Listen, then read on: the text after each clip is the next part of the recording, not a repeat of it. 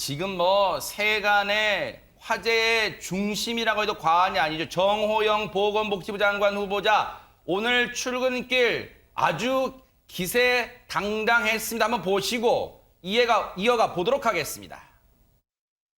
저는 계속 근거 없이 제기되는 제 아들의 병력 의혹을 해소하기 위하여 제 아들로 하여금 수일 내로 공신력 있는 병원에서 다시 검사를 받도록 하겠습니다.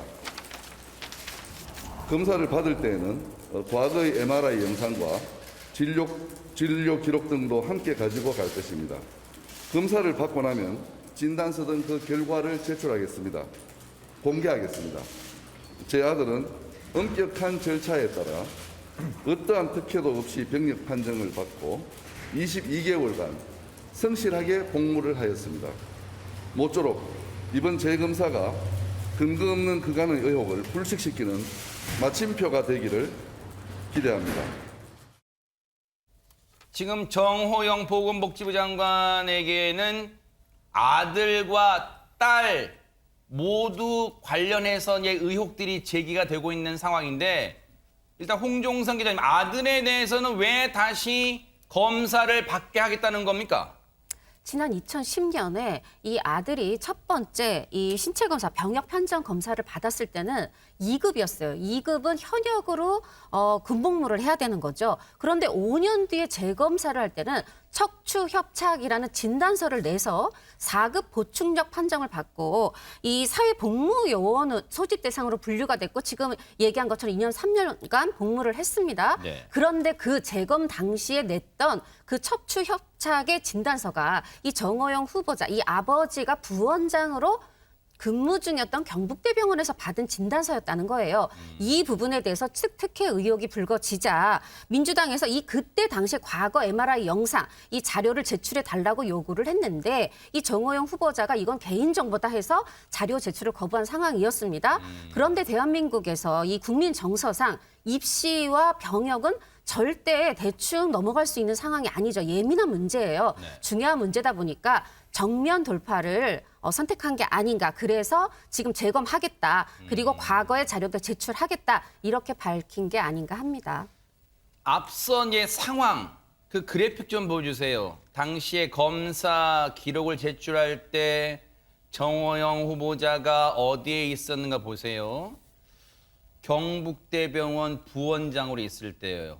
그러니까 일반적으로 우리가 아니 당시에 자기 아버지가 경북대병원 부원장으로 있고 거기서 5년 만에 다시 신체 검사 그 재발급 받은 걸 냈어. 그럼 뭔가 있는 거 아니야? 라는 게 이제 일반적으로 의혹이 가는 대목이잖아요. 그래서 여기 이제 민주당이 파고들고 있고 그러다 보니까 이제 정호영 후보자가 그러면 다시 검사 받게 하겠다라고 오늘 출근길에 얘기를 한 겁니다. 그런데 지금 앞서 말씀드렸지만 민주당 측이야 여기에 파상 공세라는 것은 말할 것도 없는데 뭔가 이쪽에 유리한 쪽에 좀 두둔할 거라고 생각했던 보수 진영 쪽 인사도 뭔가 지금 문제 제기를 하고 석연치 않다는 거예요. 김종인 전 비대위원장 얘기 좀 들어보시고 이어가 보도록 하겠습니다.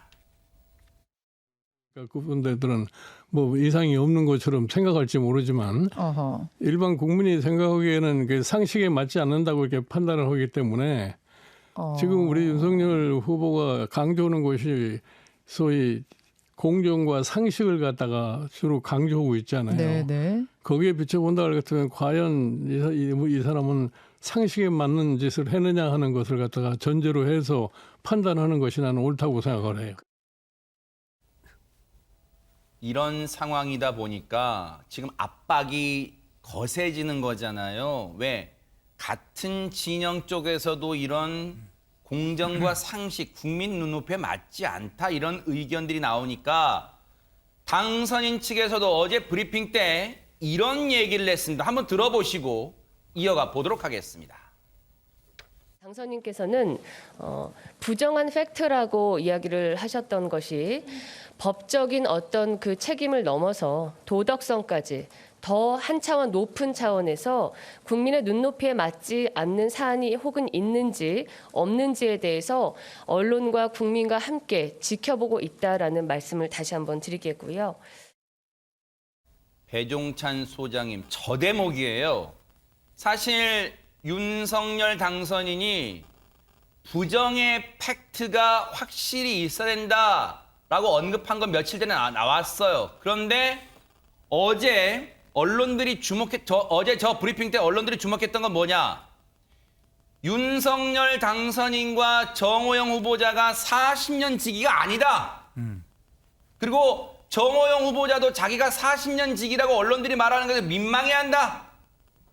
이런 것을 브리핑할 때 이거 뭔가 분위기가 바뀐 거 아니야? 그런데 오히려 여기에 더 언론들이 주목하는 건 뭐냐? 방금 말한 배현진 대변인의 얘기 중에 당선인은 부정의 팩트라고 말하는 것에 법적인 책임을 넘어서 도덕성까지 포함한다?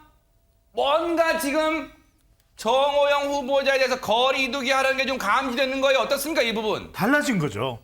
그러니까 윤석열 당선인이 했던 얘기면 부정한 팩트 없지 않느냐. 그런 법적 기준을 가지고 이야기를 한 거죠. 그러니까 당연히 인사청문회에 가서 해명하면 된다는 논리였거든요. 그런데 배현진 당선인 대변인이 40년 직이 아니다. 이런 이야기를 했고 부정한 팩트 없지 않냐와는 다른 태도거든요. 그 이야기는 뭐냐? 부담입니다. 부담이 되는 거예요. 그러니까 이거는 뭐냐면 공정과 상식이 기준이다. 재해석이 되는 거죠. 네. 그런 세 가지 이유는 뭐냐? 첫 번째, 파장이 점점 확대되는 겁니다. 가라앉지를 않아요. 두 번째는 뭐냐면 윤석열 당선이 곧 이제 5월 10일부터는 대통령이 됩니다. 국정 수행 기대감까지 영향을 주고 있어요. 마지막은 뭐냐? 계속 이렇게 가다간 MZ세대 여성 중도층 영향 주면 어떻게 됩니까? 지방선거 타격을 주는 거죠. 하하. 그럴 수 있어요. 지방선거 코앞이에요, 지금. 뭔가 지금 이 분위기를 바꿔야 되는, 이 분위기를 전환해야 된다는 이 압박감을 받을 수 있어요, 당선인 측에서. 그런데 목소리 기류, 목소리 톤이 달라진 거는요, 당선인 측뿐만이 아닙니다. 애초에 청문회를 지켜보자고 했던 권성동 국민의힘 원내대표도 뭔가 기류 변화가 감지돼요. 한번 들어보시고 이어가 보도록 하겠습니다.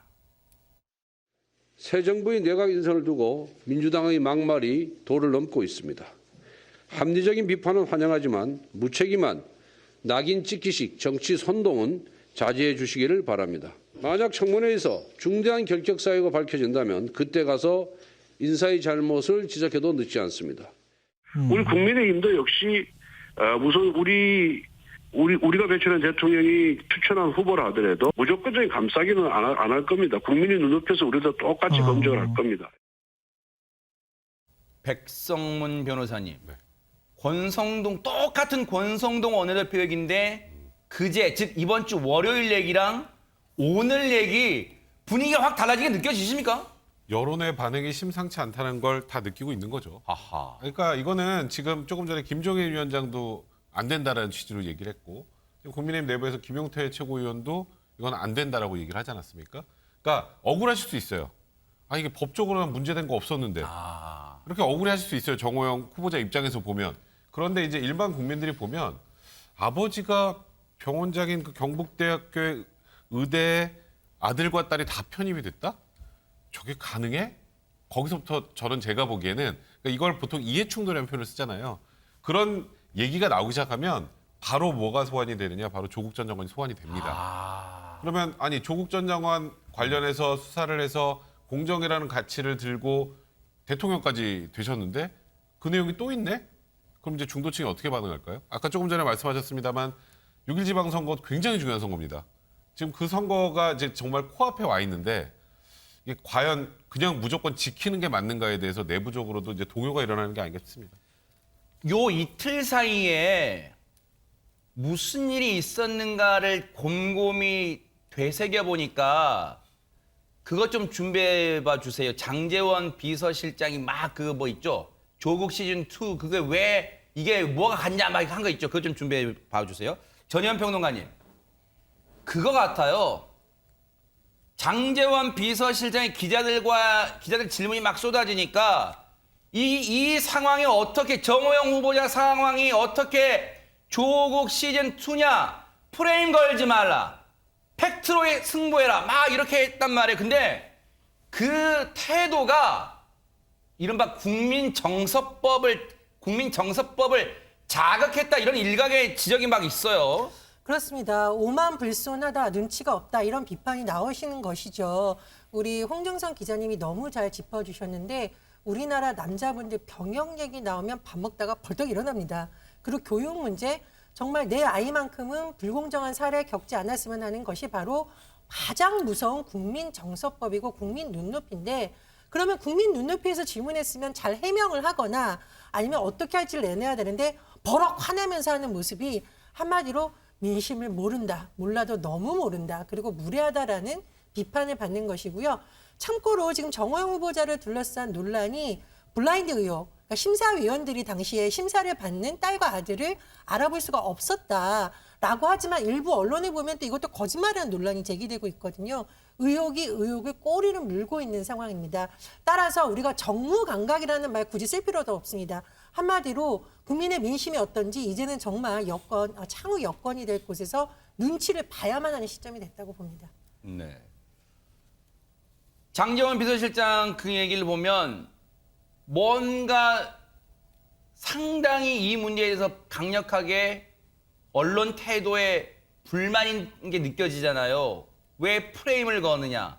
마치 이게 조국 시즌2라는 그 표현에 굉장히 지금 거슬려 한다는 게 느낌 받아요. 그런데 오늘 조금 전에 얘기 들어봤죠. 오늘 권성동 원내대표도 국민 눈높이를 이제 국민 눈높이에서 똑같이 검증하겠다. 뭔가 그제 입장하고 확실히 달라진 게 느껴져요. 그런데 오늘 앞서 정호영 후보자 출근길에 기자들이 또 물어봅니다. 국민 눈높이에 안 맞다는 지적이 있다. 여기에 뭐라고 답을 했을까요? 한번 들어보시고 이어가 보도록 하겠습니다. 지금까지 해명이 국민 눈높이랑 맞지 않는다는 지적이 있었는데 청문회까지 계획이 있다는 어떤 게 있을까요? 해명에 팩트에 근거하지 않고 국민의 눈높이라는 문제는 이건 눈높이라는 것보다는 자꾸 정서를 가지고 이야기하시는 건지 그렇게 조금 구별해서 이야기해 주시면 감사하겠습니다. 이걸 지금 눈높이라는 거하고 정서는 또 다른 문제가 아니겠습니까? 예. 전혜연 평론가님, 또 국어 시간을 해야 되나요? 국민 눈높이가 국민 정서랑 같은 말이잖아요. 뭘 지금 다른 얘기라고 하고 있어요, 지금. 쉬운 말로 눈치가 없답니다. 눈치가 없다를 조금 완화해서 표현하자면 공감 능력이 없다입니다. 그러니까 본인의 기준에서 자꾸 팩트 얘기를 하는데 이제까지 드러난 여러 가지를 보더라도 국민 입장에서는 납득하기 어려운 것이 너무 많고요. 불법이냐 아니냐는 법적인 영역인 것이고 제가 거듭 말씀드리듯이 청문회와 내각이라는 것은 법적인 영역에서만 검증을 하는 것이 아니라 도덕성, 우리가 저 사람 믿고 따를 만한 거에 여러 가지 태도의 복합적인 영역입니다. 일단 제가 보기에 태도에 있어서 낙제점이고요. 참고로 윤석열 당선인도 눈치가 없다라는 지적을 받은 바가 있죠. 근데 원희룡 정책본부장이 대선 기간에 TV 토론 프로그램에 나와서 자당 후보의 약점이 뭐냐라고 하니까 눈치가 없다라고 했는데 당시에는 분위기가 웃는 분위기였어요. 왜냐하면 예를 든 것이 뭐 다리를 쩍 벌리거나 이런 거니까 그 정도는 이제 웃고 넘어갈 수 있는 사안이죠. 그러나 지금 제기되고 있는 교육 문제라든가 병역에 관련된 부분은 웃고 넘어갈 수 있는 문제가 아니거든요. 그래서 후보자가 보여주는 이런 태도가 오히려 민심을 더 끌게 하는 한 요인이지 않을까 그런 생각이 듭니다. 물론 정호영 후보자 입장에서는 법을 어긴 정황이 아직 드러나지 않았기 때문에 억울할 수 있어요.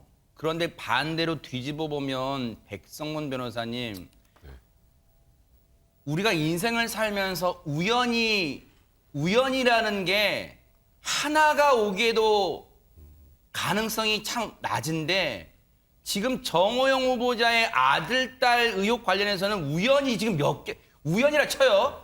이게 몇 개가 겹친 거예요, 이게? 그러니까요. 지금 뭐 정호영 후보자는 계속 위법하지 않다. 그리고 팩트에 근거해서 판단해야 된다라고 말씀을 하시는데 나온 팩트들 중에 국민들이 하는 게 너무 많아요.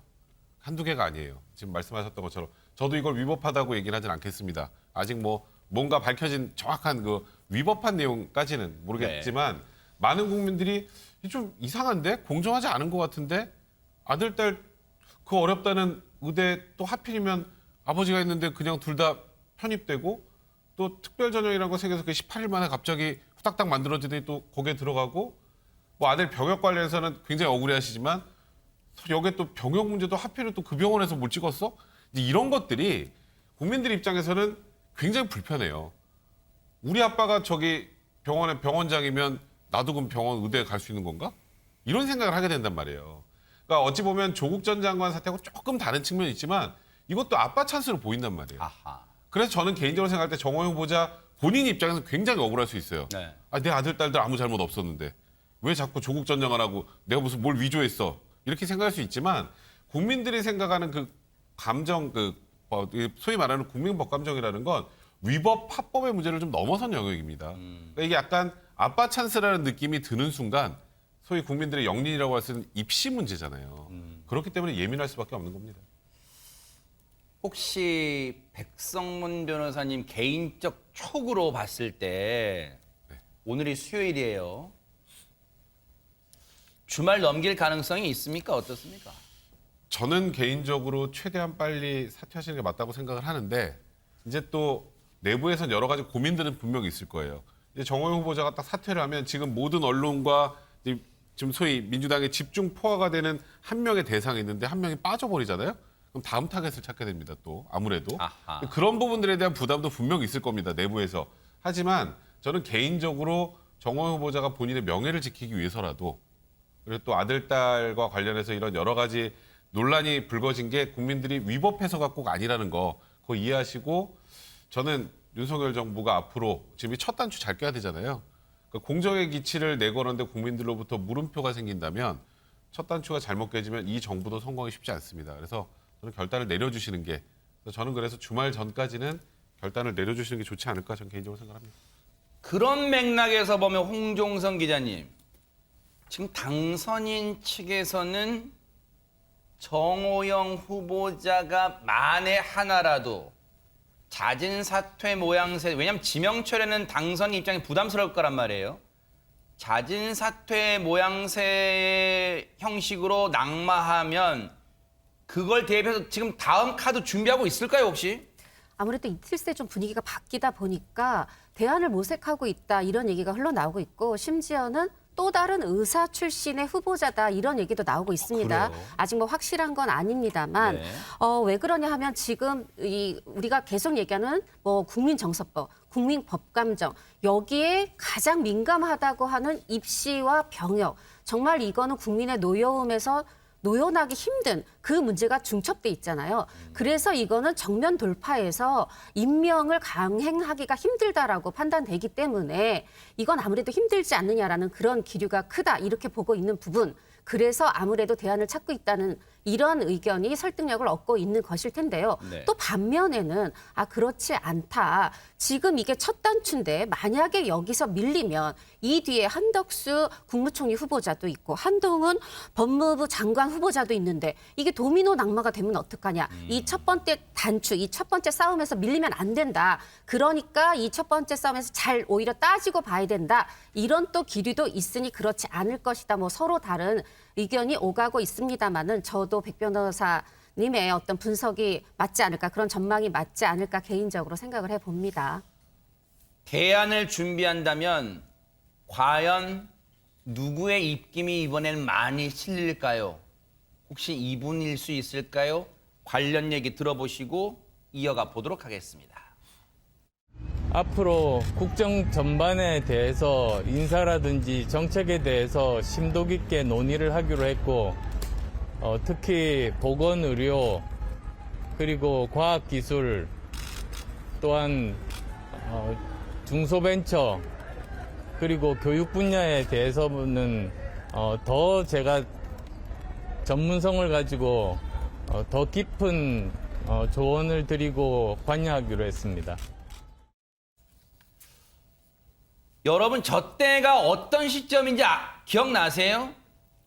이 새 정부의 장관 후보자 3차 인선까지, 세 번째 인선까지 발표됐을 때도 안철수 위원장이 추천한 인사가 아무도 없다. 그래가지고 하루 파업하고 나서 그 전날 갑작스레 전격적으로 윤석열 당선인과 만찬회동하고 나서 풀고 나서 다음날 출근했을 때 저렇게 했던 얘기예요. 근데 첫 일성이 뭐였어요? 앞에 부분 4가지 분야에서 보건, 의료 등등에 대해서는 백성원 변호사님 네. 조언 정도가 아니라 관여, 이 관여라는 표현을 썼어요.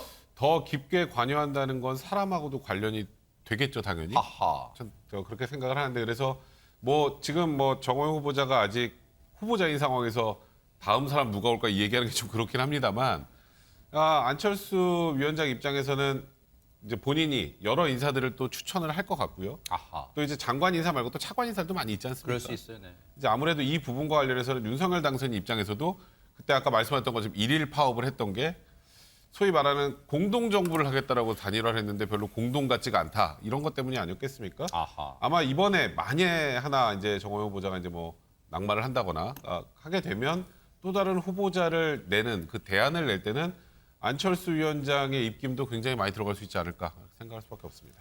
배 소장님은 이제 여론의 흐름 동향에 민감하시잖아요. 지금 네. 이제 직업상도 그렇고 정호영 후보자를 바라보는 지금 민심, 이 밑바닥 이 마음들은 어떨까요 지금? 싸늘하죠. 아 그래요? 그럴 수밖에 없는 것이 정호영 후보자의 눈높이에서 보면 안 돼요. 국민들이 어떻게 판단할까? 현장에서. 이게 공감 능력인 거죠. 네. 그러니까 이게 공자입입니다. 공정이라는 것이 민감할 수밖에 없어요. 그렇죠. 이 후보자와 관련된 검증에서는 또 하나 자는 뭐냐? 우리 국민들은 나는 어떻게 돼도 돼요. 하지만 자녀와 관련된 이야기, 내 자식이 잘 되고 싶은 마음 모든 부모 마음입니다. 그러네요. 특히 대한민국에서 절대적으로 공정해야 되는 것은 입시입니다. 그런데 본인이 병원장으로 있는 이해를 할 수가 없어요. 아무리 설명을 해도 이건 이해가 안 되는 겁니다. 그래서 무슨 이야기를 했습니까? 인사를 할 때는 저 넓은 태평양 대서양바다보다도 더 넓은 곳에 배를 띄워라. 깊숙이 들어가서 보건복지는 안철수 인수위원장의 조언을 얻으면 되는 거예요. 왜 중요하냐? 지금 보건복지가 코로나 대응뿐만이 아니에요. 이건 질병관리청장도 있습니다. 정원경도 있어요. 식약처도 있어요. 더 중요한 것은 연금도 있죠. 지금 건강보험도 있죠. 첩첩산중입니다. 네. 이걸 다룰 수 있는 보건행정의 전문가가 있어야 돼요. 아하. 40년 직위 가지고 되는 게 아닙니다. 네. 그러면 왜 중요하냐? 저는 지금 이게 22일 날 국민의힘 경기지사 후보가 결정이 됩니다. 네. 그때까지 판단 못하면요. 경기 여론 우지좌우됩니다. 좌지우지됩니다. 그다음에 25일, 26일 한덕수 총리 후보자 인준 있습니다. 자, 이걸 계속 끌고 간다? 국민 정서가 어떨까요? 저는 23일, 24일 중에 윤 당선인이 결정을 해야 돼요. 친구야, 미안하다. 그래서 막 가자. 네. 이렇게 할 수 있는 그게 있어야. 왜냐하면 지금은 친구 한 사람이 아니라 국민을 생각해야 됩니다. 국가를 생각해야 돼요. 윤 당선인 앞에는 국민이 있습니다. 5천만 재외동포, 네. 1,800만 우리 국민이 있습니다. 그 국민을 생각해야 돼요. 일각의 그 특히 언론에서의 분석 전망처럼 주말이 고비일 거란 얘기가 그래서 이제 나오는 것 같아요. 한번 지켜볼게요.